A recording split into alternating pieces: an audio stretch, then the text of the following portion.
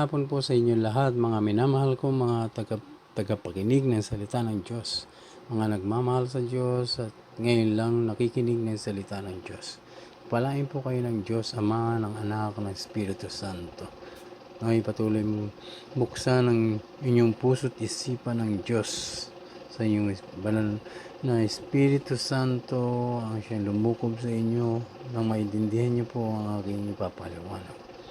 Sa araw na to, Panginoon, dinadalangin ko po ay ipuin mo ang puso't isipan ng mga taong makikinig ng iyong banal na salita. Naway tumimo sa kanilang puso't isipan at nang makilala kanila ng lubusan, malaman nila ang katotohanan at nang lumakad po sila ayon sa iyong daan, Panginoong Yesus. Ikaw ang buhay, ang katotohanan at ang buhay na walang hanggan. Ikaw ang daan patungo sa langit. Naway makarating po kami sa kaharian mo, Panginoon, sa oras na aming paglisan sa mundong ito. Ilayo mo kami sa anumang panganib, sa masamang tao, masamang hayop, masamang sakit, masamang virus at masamang espiritu in the mighty name of Jesus.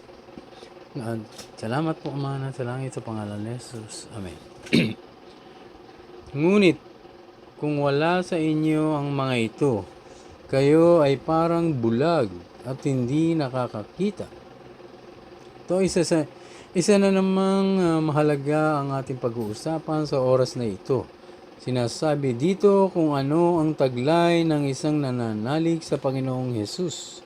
So basahin po natin sa 2 Pedro 1 verse 5 to 9. Dahil dito, sikapin ninyong idagdag sa inyong pananampalataya ang kabutihan, sa inyong kabutihan ang kaalaman, sa inyong kaalaman ang pagpipigil sa sarili, sa inyong pagpipigil sa sarili ang katatagan, sa inyong katatagan ang pagiging makadiyos, sa inyong pagiging makadiyos ang pagmamalasakit sa kapatid, at sa inyong pagmamalasakit ang pag-ibig.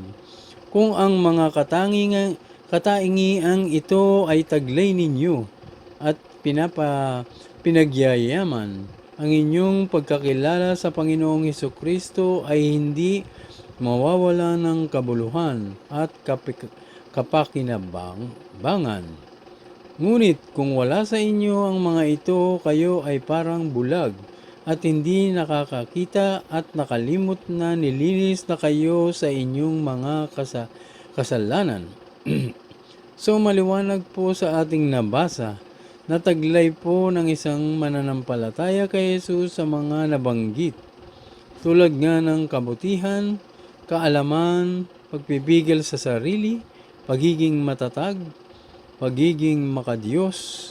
Ibig sabihin may kabanalan na ipinamumuhay ito, marunong magmalasakit sa kapwa at magmahal sa mga kapatid sa ating sa lahat.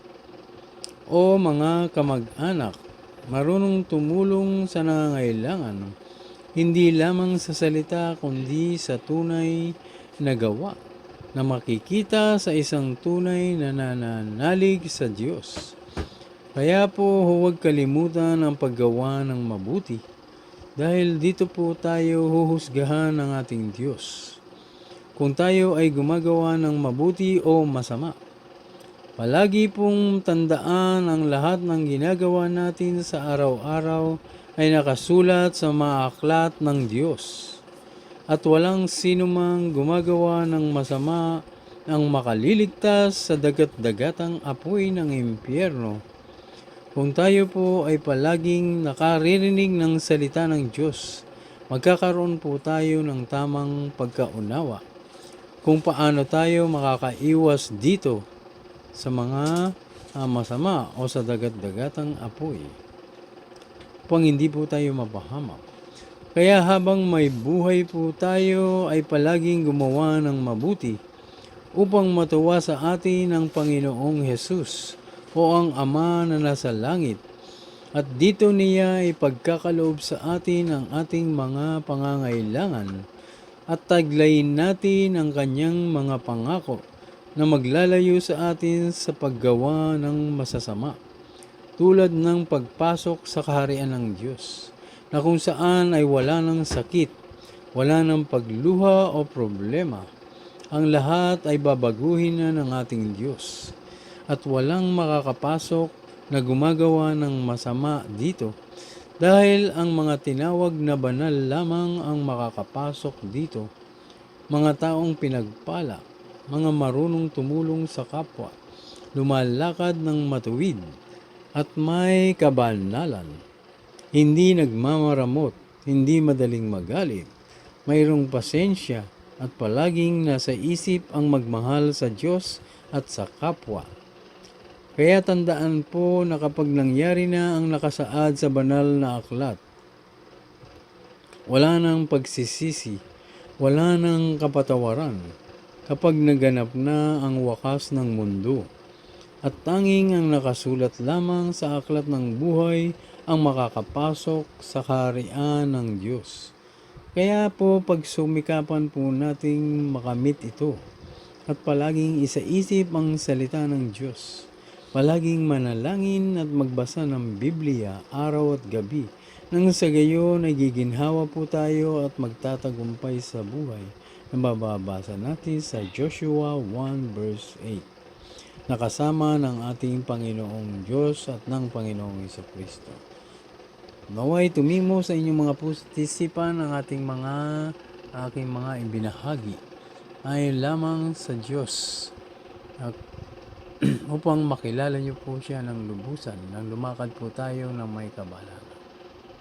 Salamat po at maraming salamat po sa araw na to, sa hapong ito. Palain po kayo ng Diyos Ama, ng Anak, ng Espiritu Santo. Kaya lahat ng mga may sakit, anumang may sakit sa inyo, ipatungin ninyo ang inyong kamay sa may sakit. In the mighty name of Jesus, kayo po ay gagaling. Walang imposible sa mga taong may pananampalataya sa Panginoong Hesus. Salamat po. Palain po kayo ng Diyos. Amen. Jesus' name.